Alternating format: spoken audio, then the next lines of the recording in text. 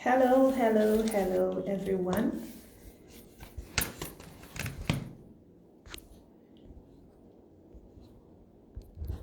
Hello, hello. Hi, everyone. Hello. Good to be here this morning. Good morning, good morning, everyone. Um, welcome to Tales from the Classroom. Well, Teachers Lounge NG, and Teachers Lounge is a platform for teachers to share their philosophy of education, their experiences in the classroom, as well as their ideas in order to positively impact other educators. And so we make it our mission to provide a platform where teachers can connect, where teachers can collaborate, where teachers can share their ideas in order to positively influence other people and other teachers, and also to improve the learning outcomes in the classrooms by doing this. And so Teachers Lounge is the Tales from the Classroom is one of the platforms where we do this. And my name is Christiana Devi. I'm going to be your host this morning, and I'll be joined by my friend and colleague Oluwaseyi, and I'm going to be bringing Oluwaseyi. Beautiful. Okay, so Shay's coming up.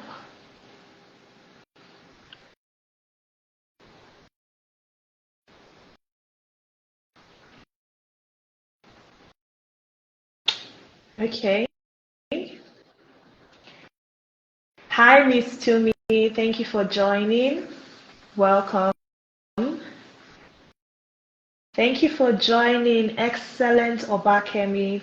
Thank you so much for joining. We're waiting for my guest. I'm sure that my guest will join me shortly. So I think you can just go on to introduce yourselves while we wait for my guest to join. I promise you that we're going to have a really beautiful conversation this morning. Okay.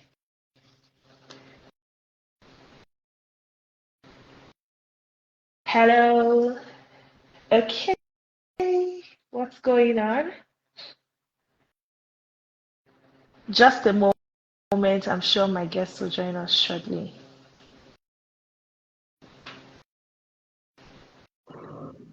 Yeah. And here comes Shay. Hi. Good morning, Shay. Good morning, Christiana. How are you doing today? I'm well. I'm well. So good to have you joining us here this morning. Oluwaseyi of life. Please, I'm sure that my guests want to know who is this handsome Jude in front of us, smiling Mhm. at us. So please, can you introduce yourself? Okay, so my name is Oluwaseyi, like you said. Maybe I should add my surname, Kupoluyi. I am a teacher. I've been a teacher for a while, but I think I'll get to that point. Okay, so am Oluwaseyi, a conk Yoruba boy from Osun State. Hmm. I had my first degree in civil engineering. Interestingly, that's the part where a lot of people hear and they're like, "So why are you teaching?" I'm like, Calm down, I'll tell you why I'm teaching." So I had my first degree in civil engineering. Then, of course, because of my passion for education, I proceeded to take a postgraduate diploma in education. And right now, I'm running my master's degree in educational technology. So it's been an interesting one. And yeah, that is me in short. Okay. I think that you have already sort of slipped into my first question because I was about to ask, please tell us, how did a civil engineer get into the classroom? How did a civil engineer become a teacher? Tell us about it. We want to hear it. Get I should put action sound because it's a very interesting journey and story. Okay. So, unlike a lot of people that when they do their JAMB exams, what they put in, the cost they put in is not what they get. My case is Okay. so different because I applied for civil engineering and I got civil engineering, but I'm a Okay. teacher. So how did it happen? So in my days in school, first 100 level was fine. My 200 level, I just started teaching. I was practically everywhere. I was shuffling school. going to town to teach some jam classes somewhere, teaching my mates. I know most people say, oh, they taught their mates in school. For me, it was more than that because I was everywhere. Then towards the end of 200 level, I met up with some people. We started the tutorial center. It was really fun. Of course, I did it for money, definitely, and passion, of course. Although I was also teaching in church, that was clearly for the Lord's work. But we had a tutorial center, we were collecting money, and yes, we were teaching them, making sure that the student had value for their money. So at the time I got to 400 level and I had to go for IC, I got a firm in Lagos. I got a firm for my program. It was supposed to be 6 months, but I think I started late. It was then I realized that no, I don't think I want to be on the field doing civil engineering. So was a teacher and maybe as a civil engineer, and I was like, then I also saw some. Hi, Shay. I don't know if it's from my end, but it seems like your internet is glitching. Can someone please confirm for us in the comments? It seems your internet is glitching. Is it me? Okay. It seems clearer now, so you can proceed. Okay. A lot of things changed. I realized that industry at the time, that's the civil engineering industry. I saw some things that said is from my end. My internet. Okay. I just switched. Is it better? Okay. Much better. Much better. So, as I was saying, I went for IT in civil engineering, and I realized that this is not a field I want to be for now. I saw some things, aside from the stress. Of course, I was not running from stress, so that you not say that I am lazy. But I saw some things, and maybe because of the Nigerian system, I realized that, man, I don't think I want to be in this field right now, because aside the fact that I already enjoy teaching so much, I also now felt like, so it was that time I decided I don't want to be on the field. I want to be in the classroom. I want to change lives. So I go back to school and I just made up my mind that, man, after this degree like this, I'm just going to keep my certificate somewhere and I'm going to start my teaching journey. So I graduated, I went for service. Of course, you can guess, I taught during service. In fact, it was so funny when they posted me to a school, I just went to meet the woman. My first interaction with the woman, I told the woman that, ma, I'm going to teach in your school and you're going to love me so much, but I need a day off because I was doing some other things already. She was shocked that, who is this person asking for a day off? You have never started work. I need a day off every week, aside the day we go for, what do they call it again? CDS. Thank you. So I told her I wanted a day off. She was like, okay, I should not tell others, but she's going to give me a day off. And it was fun. I started teaching in class fully during my NYSC. I think I taught junior secondary school because the school did not have senior at the time. It was really fun because before you knew it, I was taking all the responsibility on my head. Like I was doing everything. We want to create timetable. I sit down with it. In fact, it got to a point, the woman was like, "Shay, this timetable takes me like days for me to complete. You did it in hours." I said, yes, because that's the spirit. I came ready. So it was after my service that I did my postgraduate diploma in education, and then I became a certified teacher. So I registered with TRCN, Teachers Registration Council of Nigeria. So right now, I'm a bona fide teacher. I can teach anywhere in the country, and maybe out of the country too. Yeah. I'm a bit confused again. Okay. Because the typical story, let me tell you, I applied for medicine and I think microbiology, and JAM flung me to urban and regional planning. Wow. In your case, you with your hands you filled civil engineering. Yes. With your hands you wrote the exams, you passed. You went to school, you studied the civil engineering. Yes, you chose to be a teacher. So what is it about this teaching? What is it for you? Why would you choose teaching over civil engineering? What is that thing about teaching? Good. In fact, I'm going to add, I didn't just do civil engineering, I did it well because I was the second best graduating student in my set.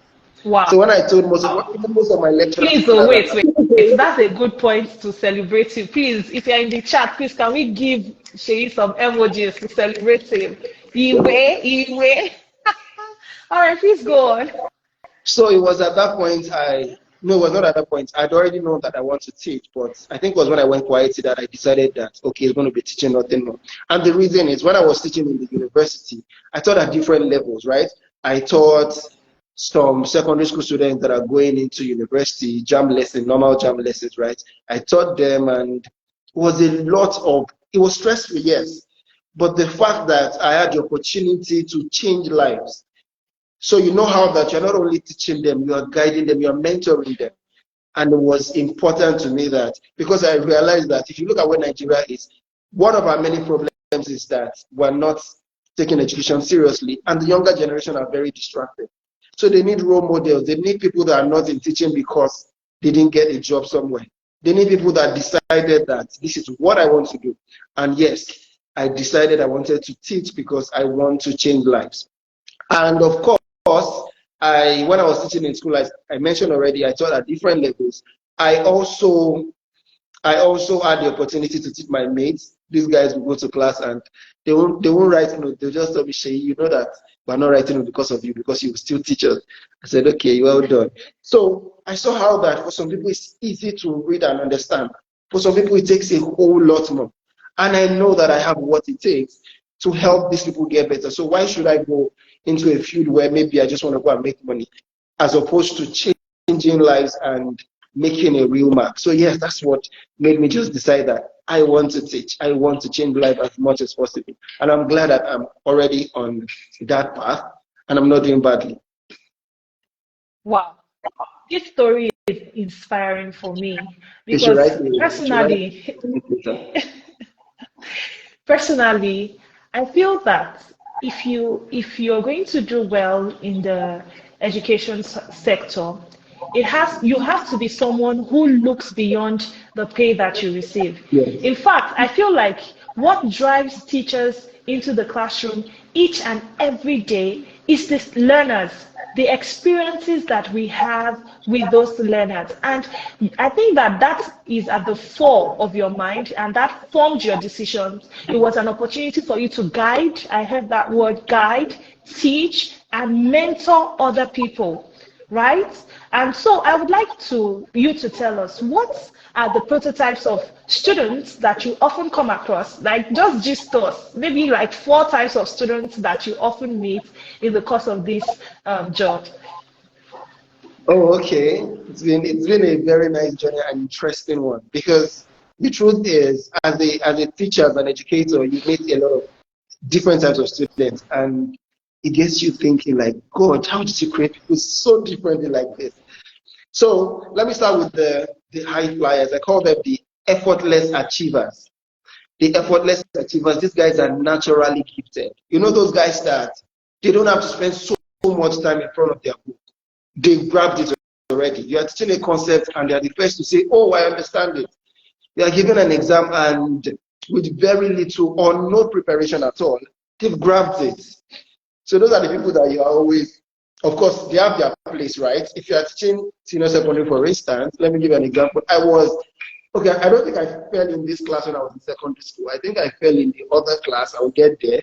But they are the ones that you also look out for. As much as you look out for others, you know that if this ones don't understand what you're saying, they are not even saying anything at all. Because these ones are naturally good, so if you don't understand them, okay, go back to the drawing board and let's see what you can do, And right? So yeah. those are the set of students that you would normally meet, that I would normally meet in class. Effortless achievers, right? Naturally gifted ones. Then I have the next set of people. I call them the grit gurus. The grit gurus. And these ones are the hardworking ones, right? They are doing well, but they are not doing well because they are naturally gifted. They are doing well because they are putting in so much. And this is the category I fell when I was, if I still fall. When I was in secondary school, this is my category. I was doing very well in secondary school, but trust me, I was doing very well because I was putting in so much work. And I'll give you a gist. When I got into the university, I had subjects that I loved. I loved calculation related subjects. Anything calculation, just I'm in the forefront. Like, I love it so much. I want to teach everybody. But when it comes to courses like biology, it stresses me. Like, it really, really stresses me. And what I did was, I got to university. I had plans. I must graduate well in this school. Guess what? 100 level, I have to do biology. What would I do? Say, hey, biology. Guess what I did? And I tell my student, this story, it's important because I tell my student that you have an example in me. So what I do is I take my biology notes, then I read into my phone, like I record the voice, right? I do the recording, voice recording. So when I'm walking on the street with earpiece, I'm not listening to song, I'm listening to biology. Whoa! Biology was hard for me to cram. So I had to read, listening. So when you see me getting A biology, because I'm listening to a particular note like 5 times, and I tell my students that it is not wrong to put in the effort. It is not wrong to have strength somewhere and weakness somewhere. All you want to do is, of course, maximize your strength, and when it comes to your weakness, find a way around it. Find a way around it, and that's what I did. So this second category, of course, they are the great gurus. They are hardworking and they have results for it. They are hardworking and they have results for it. And when I meet them, I give them kudos, right? Guys, well done. I know you are doing the work. I can see that you are putting in the work. And people like this need encouragement. All the categories of students need encouragement. But people like this need to know that someone appreciates their effort. Yes, very important. Then I have the improvement enthusiast. These ones are dull, naturally dull, but they want to do their best to get better. Naturally dull, but they want to do their best to get better. So you see them disturbing the teachers, disturbing me in this case. You see them disturbing their mates. I don't understand this. Mr. Shea has explained, but I still don't understand. Put me through. You see them putting in the work. As much as they might not get more than a C, a 50, a 60 over 100, you know that 50 or 60 over 100 this person is getting, this person is doing times 10 of the work that someone that got 100 without stress is doing. So you still encourage them and tell them that, well done. As much as you might not grow up to be an educator, but this effort you are putting in, when you see real life, after school, you realize that this effort means a whole lot. Means a whole lot. And I tell them, I remind them all the time. Very important. I love this category of people a lot because they sometimes tend to defy normalcy, right? They tend to show you that, well, if I do all my best, I might not be the best eventually, but I'll be way better than where I used to be. Then the final set of people, these ones, they need God. They are the nonchalant, I call them the nonchalant normal. The nonchalant normal. They are the dull ones that don't care. They are dull, they don't know anything, but they still do not care. Someone said, doesn't listen to I wanted you to finish. He actually does. Like, sometimes I'm like, what have I gotten myself into? But then I wake myself, well, I have to pass this thing by God by fire. Yes, he does. So the nonchalant nomads, they are dull ones and they don't care. And I realized a lot of things about these ones. One of the things that affect them is a background issue, right? Maybe they are the ones that came from families where their parents don't put so much importance, don't ascribe so much importance on education generally. Okay. Let alone on them personally. Do you understand? The parents are probably one of those people that tell you that school is calm, or just go to school so that you not be like not send you to school. So they get to school and it shows. Upbringing, the improper upbringing shows, the lack of enthusiasm shows, and a lot of other things.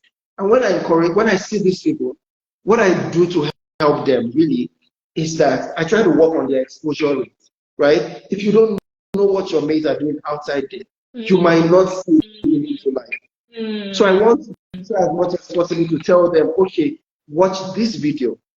See what your mates are doing. Sometimes I bring the video and show them, because if you tell them to go and watch, they will still not watch. I bring it to show them what your mates are doing.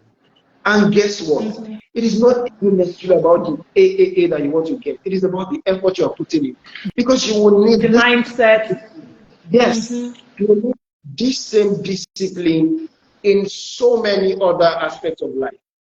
So if you Yeah, cannot put it sure. in education, what's the assurance that you will put it into real life when it comes to that time?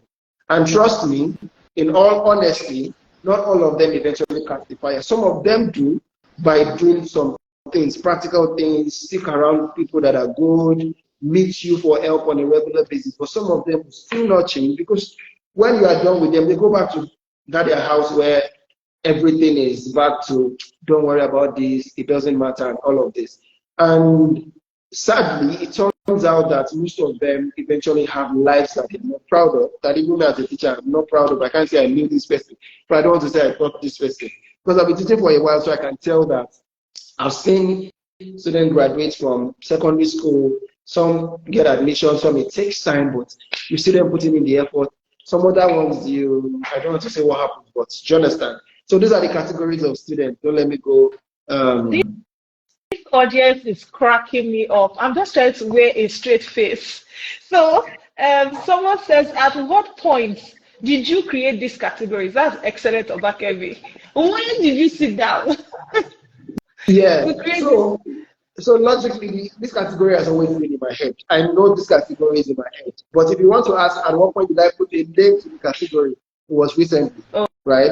Just okay. the name was recently, but they've always been in my head. I always enter the class and I look at my students and I can place them straight up into, if these four categories, I don't have any of them. These four, when it comes to learning and doing well and all that.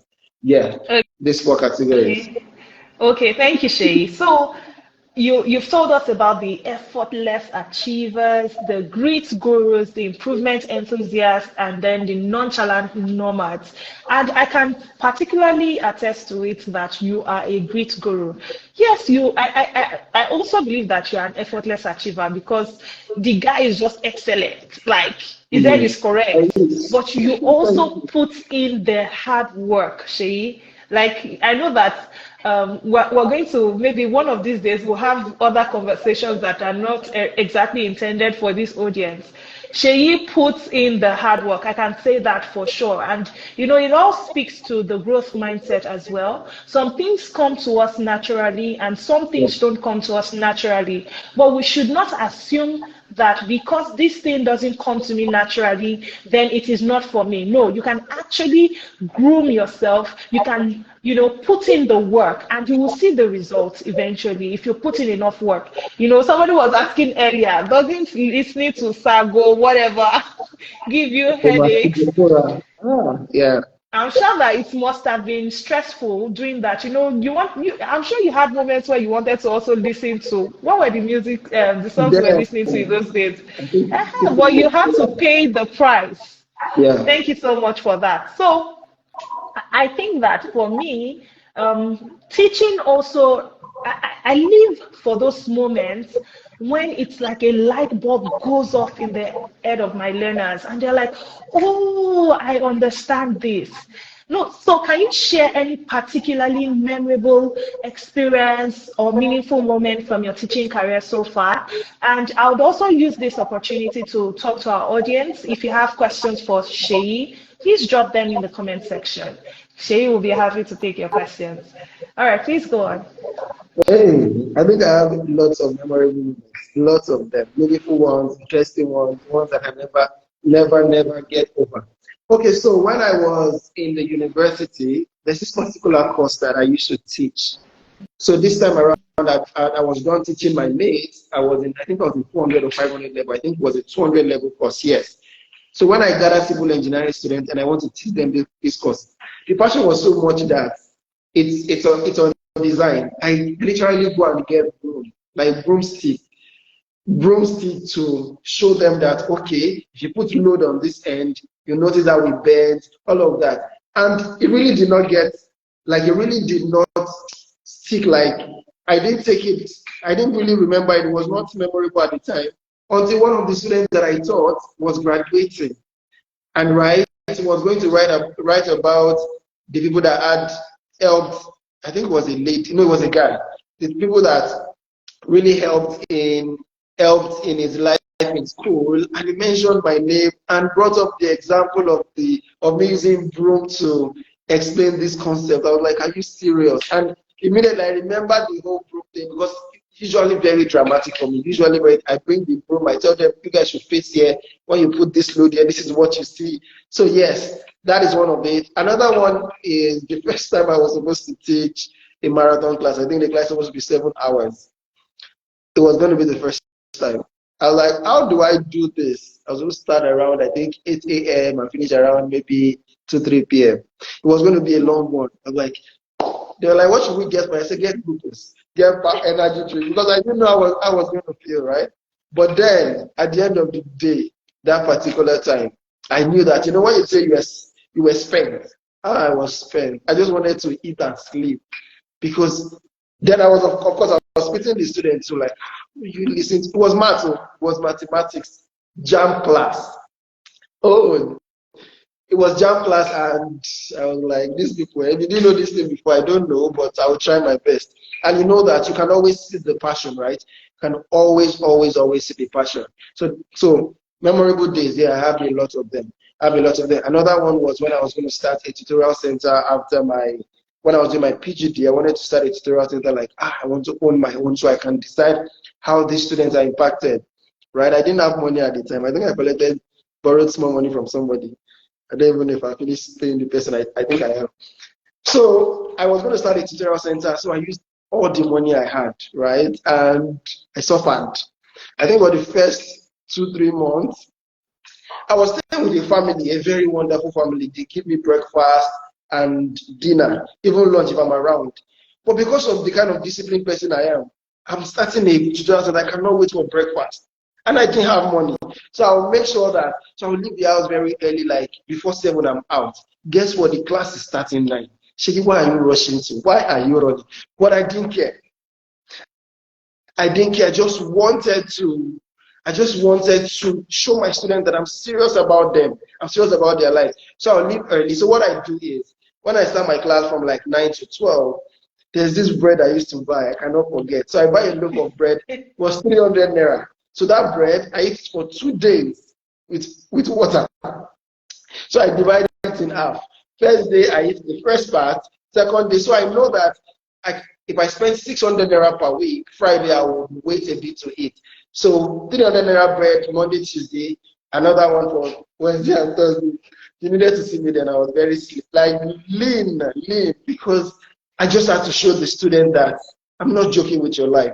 If I know that my students used to, at the point the students asked me my jam lesson that, Stasha, why is it that you don't smile in the morning? Because truly, when I enter my jam, I don't smile from morning to like 12 break time. It was not because I was hungry, it was because I answered the student. I said, because anytime I'm coming in the morning, I'm thinking about you guys, how that a lot of you are still just so playful. You don't see how important what I'm doing here is. So I thought it was funny. It's now that I think about this, I'm like, man, I'm still thinking. Like I don't smile in the morning. I don't. At all. So I have a lot of memorable days. There's this other one. So I forgot to mention, I'm not a typical teacher in the sense that I didn't go from university to a full-time class teacher. I was that person. I was everywhere. I was running a tutorial center. My PGD, I needed to do, PGD, you need to do teaching practice. So I approached the school that, oh guys, I am good, I'm very good, but I don't have the time to be here 100%. So give me the subject you want me to teach. I don't care, even if you don't pay me, I don't care. Just give me the subject you want me to teach, and I'll teach it very well, but I have a tutorial center across the road that I have to run. They agreed, it is Moscow, yes, but they agreed because they were like, this guy. So it was a lot of going in and out. Guess what? In less than 2 months of me being in the school, the owner of the school fired the principal. So I had to take a lot of work on my head again. Like I was doing principal's work, running the tutorial center. It was a lot, like it was a whole lot, but I was enjoying it because this is my kind of person. This is what I decided I want to do in life. So why should I complain? So I did a lot of that. So I've not really been a full-time class teacher.